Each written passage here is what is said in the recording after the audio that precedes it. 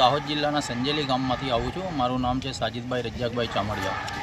હવે અમારી રજૂઆત એવી છે કે સંજેલી ગ્રામ પંચાયતની અંદર એટલા બધા ભ્રષ્ટાચાર ચાલી રહ્યા છે, તેના માટે અમે દાહોદ જિલ્લા વિકાસ અધિકારી સાહેબને રજૂઆત કરવા માટે આવ્યા છે, એની તપાસ કરવાડવા માટે।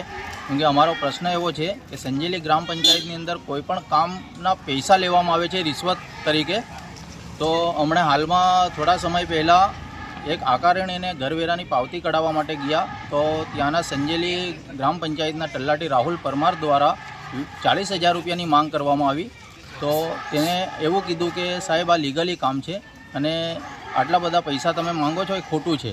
તે છતાં પણ 20,000 રૂપિયાની માંગણી કરી, 20,000 રૂપિયા આપી ને અમારે તાત્કાલિક ધોરણે જરૂર હતી આકારણીની, તે માટે 20,000 રૂપિયા રોકડા આપી આકારણીને વેરા પાવતી ઓનલાઈન કઢાવી। ત્યારબાદ ફરી ત્રણ મહિના બાદ આકારણી લેવા માટે ગયા તો ફરીથી 20,000 રૂપિયાની માંગણી કરી ને એવું કીધું કે તમે 20,000 રૂપિયા આપો તો રજિસ્ટરમાં મારે નામ ચડાવવું પડશે, ત્યારબાદ કાઢી આપો। તો અમે એવું કીધું કે સાહેબ 20,000 રૂપિયા તમને આપી ચૂક્યા છે, એના તમે 20,000 રૂપિયા આપી ચૂક્યા છે ને ફરીથી તમે 20,000 માંગો છો એ ખોટું છે। તો એવું કહેતા એમને સંજેલી ગ્રામ પંચાયતના ઓપરેટર તરીકે એક પંકજભાઈ કરીને કામ કરે છે, તો તેમને એવું કીધું કે આ આકારણી અને વેરા પાવતી ઓનલાઈન જે ચડાવેલું છે એ ડિલેટ મારી દો તેવું સૂચના આપી અને ડિલેટ મરાવી છે। પણ ડિલેટ મારતા પહેલાં ડિલેટ માર્યું અને ત્યાર પછી અમે પંચાયતમાં ગયા, તો પંચાયતમાં કોમ્પ્યુટરમાંથી ફોટો લીધો, ત્યાર સુધી તો અમારું નામ હતું જ, ઇલિયાસભાઈ ગુલામભાઈ ગુડાળાનું નામ કોમ્પ્યુટરમાં હતું, અમે તે પુરાવો લીધો છે અને ત્યારબાદ ઓનલાઈન ડિલેટ મરાવી અને તે અમે રાહુલ સાહેબ પાસે ગયા, તલાટી સાહેબ પાસે।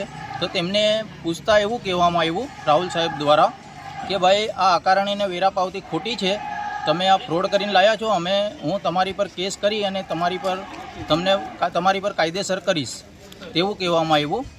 તેના માટે આટલો બધો ભ્રષ્ટાચાર ચાલી રહ્યો છે। એમને પૈસા આપ્યા અમારી પાસે પૂરેપૂરો વિડીયો છે, ઓડિયો છે અને જે મોબાઈલની અંદર વોટ્સઅપ ચેટમાં વાત કરી છે એ પણ અમારી પાસે પુરાવા છે।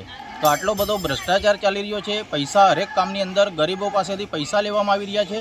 તે માટે અમે દાહોદ જિલ્લા વિકાસ અધિકારી સાહેબ શ્રીને જાણ કરી, મૌખિક અને લેખિત રજૂઆત કરી ને એની તપાસની માંગ કરાવવા માટે આવ્યા છે।